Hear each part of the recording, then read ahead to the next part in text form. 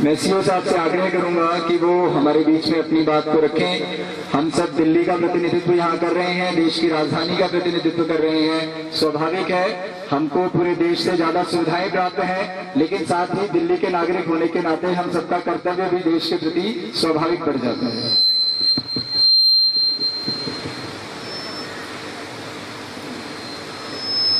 मैं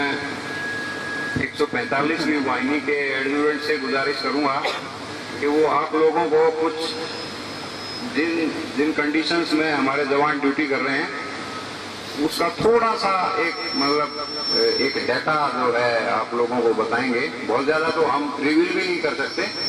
थोड़ा सा बताएंगे जिससे कि जो हमारे भाई बंद इधर आए हैं जिन्होंने हमारा इतना हौसला अफजाई की है इस इतने अच्छे प्रोग्राम से, रिलीजन को नेशन के प्राइड के साथ जो जोड़ा है उसका एहसास हमें आज यहाँ बैठकर हुआ।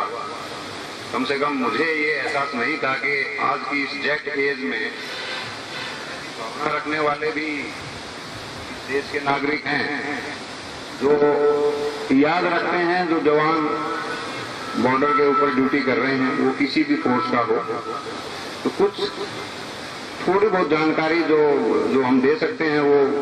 मैं अपने एडजुटेंट से रिक्वेस्ट करूंगा आप लोगों के साथ शेयर करें। Over to adjutant.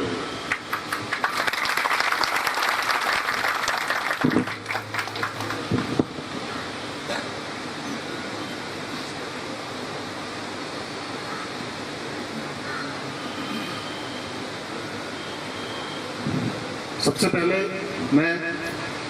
Shri Randhir Singh Alawat, commandant 145वीं वाहिनी सीमा सुरक्षा बल, सभी अधिकारी, अधीनस्थ अधिकारी और जवानों की तरफ से आए हुए माताएं, बहनों और मेरे भाइयों और साथियों सभी का अमरनाथ की पावन धरती पर आपका हार्दिक स्वागत करता हूँ।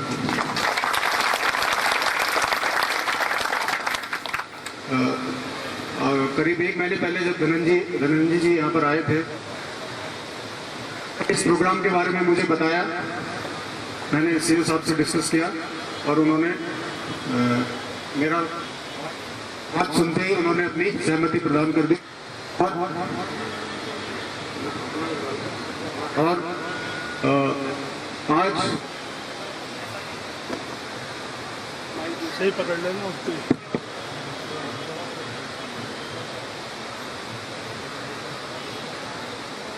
जैसा कि सर ने बताया, ये हमारे लिए बड़े ही सौभाग्य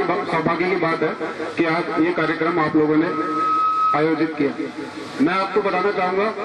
कि इस जगह पर मंडी में मात्र बहुत ही जो हमारी यहाँ पर बटालियन है उसकी बहुत थोड़ी नफरी यहाँ पर रहती है। हमारे जवान जो एक्चुअल ड्यूटी कर रहे हैं, जिसको लाइन ऑफ कंट्रोल आप बोलते हैं, वहां पर लगी हुई है हमारी बटालियन और हमारे जवान आज हम यहाँ बैठे हुए हैं सभी वहां पर अलर्ट और सजग होकर ड्यूटी कर रहे हैं। मैं आपको बताना चाहूंगा कि यहाँ से करीब 20 किलोमीटर दूरी पर जो ऊंची पहाड़ियां हैं उन पर हमारे जवान बैठे हुए हैं, अधिकारी बैठे हुए हैं। कमांडेंट से लेकर बाकी अधिकारी भी समय समय पर जाते हैं, उनका मनोबल बढ़ाते हैं और बाकी चीजें जो भी अपनी रिक्वायरमेंट हमारे जवानों की है उनको पूरी करते हैं। एक आपको छोटा सा जिन परिस्थितियों में हम काम कर रहे हैं उसके बारे में बताना चाहूंगा।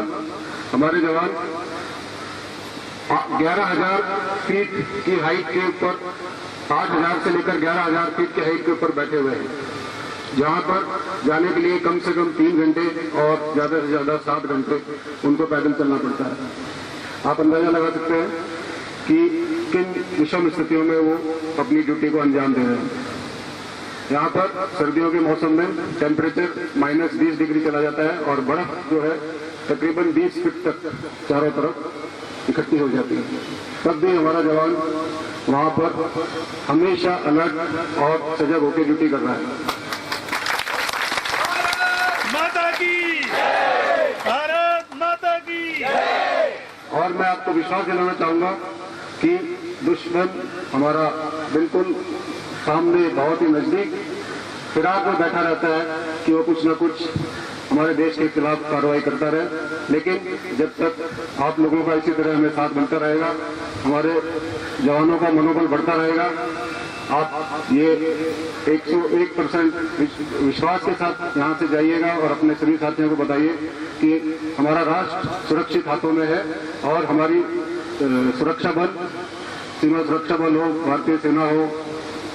सीआरपीएफ हो, आईटीबीपी हो, सभी बल मिलकर बहुत ही अच्छी तरह अपनी ड्यूटी को अंजाम दे रहे हैं, जिससे आज हमारा प्रहरी सीमा पर जड़ा हुआ है, जिससे कि हमारा अंदर जो परिवार हमारे रह रहे हैं वो सुरक्षित और आराम से रात को चैन की नींद सो सके।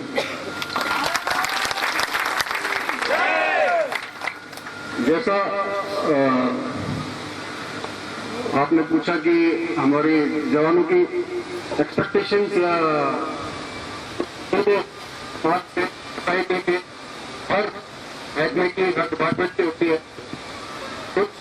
एक्सपेक्टेशन जो हमारे जवानों की रहती है और अधिकारी हम जो दिक्कत महसूस कर रहे हैं, जो हमारे जवानों को आ रही है दिक्कत, उसके बारे में मैं आपको बताना चाहूंगा कि आज सामाजिक परिवेश में जो चेंज आ रहा है, बदलाव आ रहा है, उससे पहले जो जवान या सेना में जो भी कार्मिक किसी भी रैंक का आता था, उसका परिवार एक संयुक्त परिवार होता था और उसके परिवार को पीछे देखभाल करने के लिए पूरा सपोर्ट परिवार का और समाज का, भले ही वो गांव का हो या शहर का हो, होता था। आप भी इस चीज को मानेंगे कि अभी न्यूक्लियर फैमिली हो रही है और एक सिपाही, एक जवान या अधिकारी जब यहाँ पर है और 1000 किलोमीटर दूर बैठा हुआ है, उसका परिवार पीछे है। मेरी आपसे यही गुजारिश है कि जिस तरह से हम एक दूसरे को सपोर्ट करके समाज में आगे बढ़ते हैं, हर सुख और दुख में एक दूसरे का साथ देते हैं, ऐसे ही आप जो भी किसी भी बल का कार्मिक, उसका परिवार, अगर कोई आप किसी की मदद कर सके जरूरत पड़ने पर, तो पक्का अपना आगे बढ़ के उनकी मदद करें, क्योंकि सबसे बड़ी दिक्कत यहाँ पर एक जवान को जो मानसिक परेशानी उसके परिवार के बारे में रहती है, किसी से झगड़ा हो जाता है, उसको सपोर्ट की और एक दूसरे की कॉपरेशन की जरूरत पड़ती है। कोई बात हो जाती है, कोई बीमार हो जाता है, आप जानते हैं जब एक परिवार अलग रहता है तो उसको कई कठिनाइयों का सामना करना पड़ता है, और जब वहां पर परिवार का मुखिया ही ना हो तो आप समझ सकते हैं कितनी समस्याएं आती हैं। दूसरा, सीमा सुरक्षा बल को 1965 1 दिसंबर 1965 में भारत सरकार द्वारा इसको रेस किया गया और आपको ये जानकर खुशी होगी कि इस साल सीमा सुरक्षा बल अपना 50वां वर्षगांठ यानी गोल्डन जुबली मनाने जा रही है। तो इसके दिल्ली में हमारा बहुत ही छावला, दिल्ली में आपने सुना होगा, बहुत ही भव्य कार्यक्रम होता है और इस बार बहुत अच्छा होगा। आप जाइए और उसको देखिए और यंग जनरेशन है उसको मोटिवेट करिए कि वो सीमा सुरक्षा बल पूरे वर्ल्ड की सबसे बड़ी बॉर्डर गार्डिंग फोर्स है और इसको ज्वाइन कर वो अपना और अपने साथ साथ परिवार और देश का गौरव बढ़ाएंगे। मैं सीओ साहब की तरफ से, पूरी बटालियन के कार्मिकों की तरफ से ये हमारे लिए आज बहुत ही सम्मान और गर्व की बात है कि आप लोग सभी यहाँ आए और आप लोगों ने हमें इतना मान और सम्मान दिया। और ये मैसेज खुद सीओ साहब जब एफडीएल पे जाते हैं, विजिट करते हैं ऊपर पोस्टों पे, हम ये सभी को बताएंगे और मुझे पूरा विश्वास है कि एक नई ऊर्जा और क्रांति हमारे जवानों में, हमारे साथियों में पैदा करेगा। और इसके साथ साथ मैं आपको ये बताना चाहूंगा कि हमारे पास सीमा सुरक्षा बल एक ऐसा संगठन है जिसमें पूरे भारत के, पूरे प्रांत के लोग इसमें हैं। ये एक अनेकता में, जिसको हम कहते हैं कि राष्ट्रीय एकता का एक प्रतीक, वो सीमा सुरक्षा बल में आपको देखने को मिलेगा। ज्यादा कुछ नहीं बोलते हुए मैं यहीं पे जो अपनी बात समाप्त करना चाहूंगा और एक बार फिर आप सभी का धन्यवाद।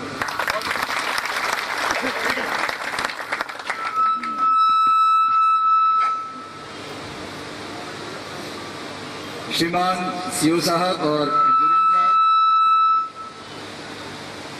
जैसा हम इस यात्रा को पिछले 8 साल से कर रहे हैं, लेकिन शायद बाबा बूढ़ा अमरनाथ जी की ऐसी इच्छा रही होगी कि 8वें साल में जब बीएसएफ अपना 50वीं वर्षगांठ मना रहा हो, तब हमको यहाँ पर इस बीएसएफ के परिसर में यह काम करने का, यह कार्यक्रम करने का अवसर प्राप्त हो। तो बाबा बूढ़ा अमरनाथ की कृपा हमारी योजना के साथ साथ चल रही है। हम ये पहले सोचकर, जब हमें बताया गया था कि यहाँ हमें कार्यक्रम करने की अनुमति मिल गई है, तब हमने ऐसा सोचा था। आपने एक तरह से इस हमारे दिमाग में पल रही बात को काउंटर अटैच कर दिया, यह बताकर कि हमारा यह कार्यक्रम और भी विशेष हो गया कि जब बीएसएफ का 50वां साल चल रहा है और हमको बाबा बूढ़ा अमरनाथ यात्रा संघ को पहली बार फोर्स के साथ यह कार्यक्रम करने का अवसर प्राप्त हुआ है। जहां तक बात फोर्स को ज्वाइन करने की है, तो क्योंकि मैं दिल्ली का नागरिक हूं और इस जो भारत आभार पर्व है, इसमें सक्रिय सहयोग करा है दिल्ली यूनिवर्सिटी में, तो आप यहाँ घर से दूर विषम परिस्थितियों में जिस तरह भी दुश्मन को रोक कर खड़े हैं, दिल्ली में जो अपकमिंग यूथ है, जो कॉलेज का यूथ है, बिल्कुल आज अपने एक्शंस में आपको ही तलाशता है, आपको ही देखता है। और पीछे जितने भी किसी की भी कमी के कारण वो युद्ध लड़े गए हो, किसी भी गलती के कारण वो युद्ध लड़े गए हो, देश और समाज हमेशा आपके साथ रहा है। चाहे वो कैसी भी, यदि मैं चले वो शब्द शायद ठीक नहीं होगा, लेकिन वो कैसी भी नापाक हरकत किसी भी दुश्मन के साथ, किसी भी फोर्स के जवान के लिए हो, तो पूरा देश उस समय पूरा आगे आकर खड़ा रहा है। इसलिए आज इस यात्रा संघ के स्टेज पर मैं आप सबको यह विश्वास दिलाता हूं कि जितना हमारी बाती में ताकत होगी, उतना हम दिल्ली को तो हिलाने का प्रयास करते रहेंगे कि वो हर समय चौकस होकर इस बात का ध्यान रखे कि कौन सैनिक कहाँ, किस प्रकार के विषम परिस्थितियों में कार्य कर रहा है और उसके परिवार को किस तरह हम आवश्यकता पड़ने पर सहयोग कर सकते हैं। कार्यक्रम की श्रृंखला को आगे बढ़ाते हैं। और श्याम जी,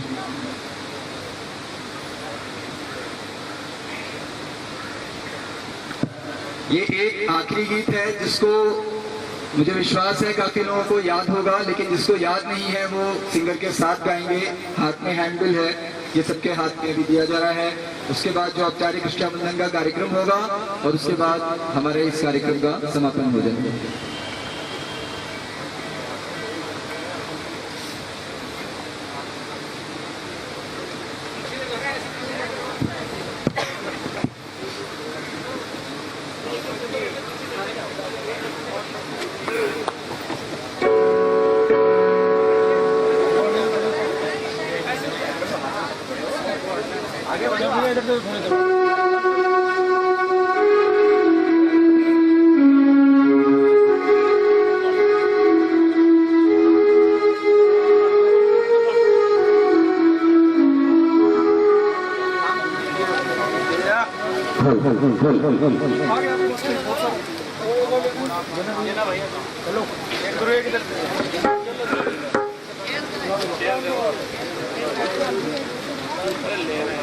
भारत माता की, भारत माता की,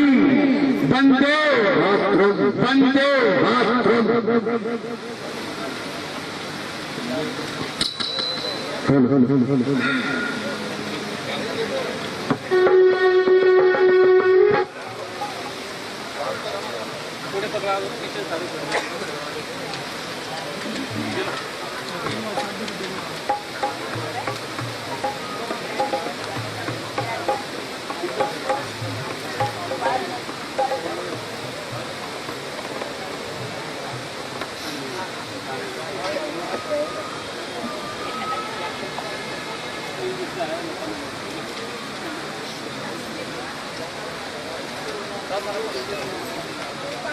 Thank you.